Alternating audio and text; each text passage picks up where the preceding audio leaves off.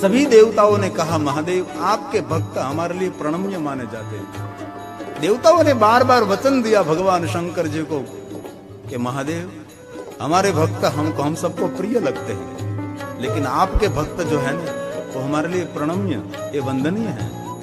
और सुनो महादेव हमारे भक्तों पर हम कृपा करते हैं, लेकिन महादेव आपकी भक्ति करते हैं ना उन पर हम कृपा तो करते हैं लेकिन ऊपर से अमृत की बारिश भी करते हैं। शिवेति नाम पीयूष वर्षा धारा परिलुप्ता, कभी लुप्त न हो कभी बंद न हो, ऐसी अमृत की धारा निरंतर शिव भक्तों पर हम करते रहते हैं। इसलिए महादेव की भक्ति मिलना बहुत बहुत जन्मों का पुण्य माना जाता है। और महादेव ने स्वयं ने कहा कोई मेरी भक्ति करता हुआ मेरा ही स्वरूप माने। कभी भी महादेव का दर्शन के लिए शिवालय आप न जा सके तो भगवान शंकर ने कहा मेरे भक्त के दर्शन से मेरे दर्शन का फल मिलता है।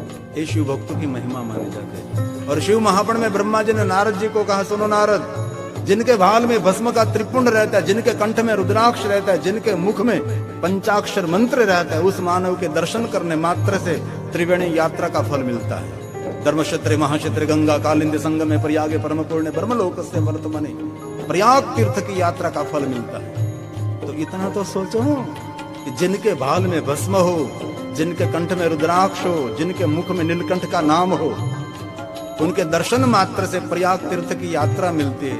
तो जो तीन वस्तु धारण करता है उनकी महिमा क्या होगी। जो अंग पर भस्म का त्रिपुंड रुद्राक्ष और पंचाक्षर मंत्र निरंतर पढ़ता है वो जहां जहां कदम रखता है वो भूमि को तीर्थ माने जाते हैं।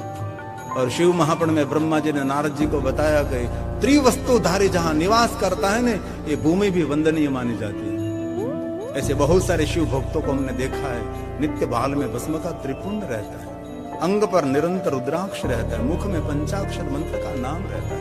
ये त्रिवस्तु ताप त्रय हरम, आदि व्याधि उपाधि में से मुक्ति देने वाली ये त्रिवस्तु है और मनुष्य मात्र के लिए है।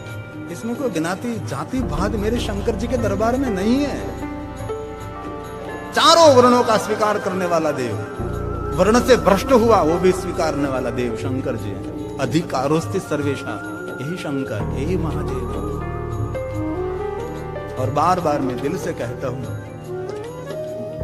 जीवन यात्रा में कभी कोई दिशा आपको दिखाई नहीं देती हो, कोई दिशा नहीं, और जीवन की दुर्दशा हो गई हो, तब सही दिशा आपको पकड़ना है तो जिस दिशा में शिवालय है इस दिशा में कदम लगाना चाहिए। तो जीवन की सही दिशा मिल सकती है, ये हमारा शिवालय है। इसलिए कभी कभी शिवालय जाया करो।